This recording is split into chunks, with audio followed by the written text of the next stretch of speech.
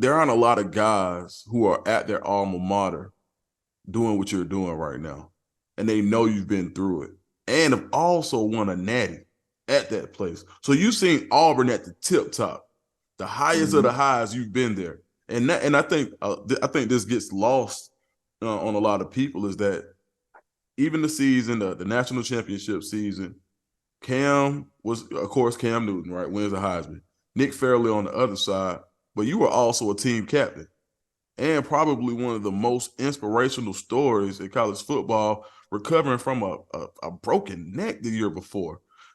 How do you use that experience to motivate you to be the best now, seeing that you overcame some of one of the biggest cases of adversity ever that we've seen on national TV to becoming a team captain to winning the natty? Like, for all of that you've done, how do you use those experiences in your day-to-day activities as the secondary coach? Man, one, my faith, you know what I mean, and believing in there's is bigger than me in a lot of things, right? And first and foremost, I always give it to God, right? Right. And man, it's a lot of I've been around a lot of great players. I've been a lot of man, my teammates, dog.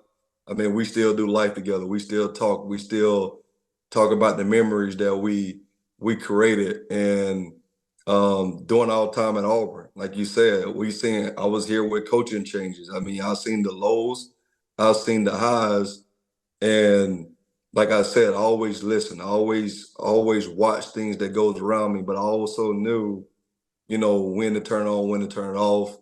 I knew how to be there for my brother, be there if I needed him, but they knew I was going to give them everything that I got.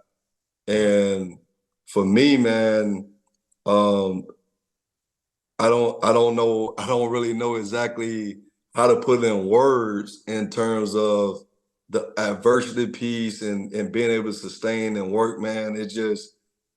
I'm just humbled and blessed. You know what I mean? Right. Because like you said, um, it wasn't because that, I had an injury and I was voted, a team captain with my teammates, man. It really was about like they saw the sacrifices, they saw the drive whenever I wasn't able to be something. Something that I love the most and was a starter and knew they can count on me to know the playbook and get lined up and do the things.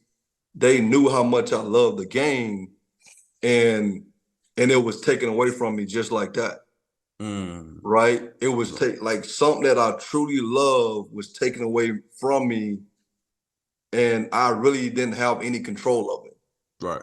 And then a lot of times when things like that happen, is people go into press or people start to, excuse. For Right. me, man, I was committed to the things that I said I wanted to do. I wanted to make sure, like, I wanted to obviously get my degree, but I also wanted to win a championship at Auburn. But more importantly, man, I wanted to be an inspiration to my teammates on what it was every single day of, fellas, you get a chance to do something special, don't take it for granted. Mm. And I don't take anything for granted. And we have up and down. I'm not perfect by any means, right? Right. But for me, I don't take it for granted. The opportunity I have now, I tell my guys all the time, man, don't take it for granted because they can easily slide my name out that locker, they can slide my name out that door and replace it, and it's gonna keep going. Right. So at the end of the day, man, you got to be where your feet are, and you just got to be able to pour into other people, and and just serve, man. But stay humble while you're doing it Right. because it can easily be taken away at any moment. And Right. I felt that from obviously I experienced that by being on that football field.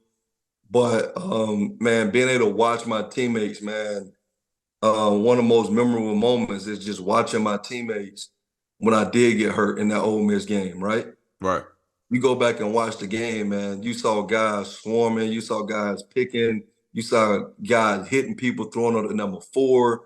Right. Man, that right there hit home to me because if I didn't have some type of effect on that team, then it would have been that way. Right. And that was what my junior year. and then to come, and then for a lot of those guys to be able to see that my rehab, the ups and downs, man, I want to be able to get over there with them. But seeing me in the training room 3, 4, 5 times a day, just trying to find a way to be a part of them again on a physical aspect. I was around them every day, Right. doing the things that we do, but I wasn't able to go out there and be physical with them. But they saw my drive. They saw that I wanted to do something special, man. And shoot, I'm still doing life with them today, like I said, and that motivated me. That motivated me because I knew we was gonna have a special team. Right. We knew we had one missing piece, and man, we had the whole O line back. To be able to have a Cam Newton of the world, be able to have a Nick Fairley of the world, those guys was great leaders as well. It wasn't just me. I mean, Josh Bynes, Cody Burns. I mean, it was so much experience on that football team to get us to where we wanted to go. So, man, it wasn't about me. It was about me just really wanting to build part of a brotherhood and something special, and that was my driving force to be a part of that.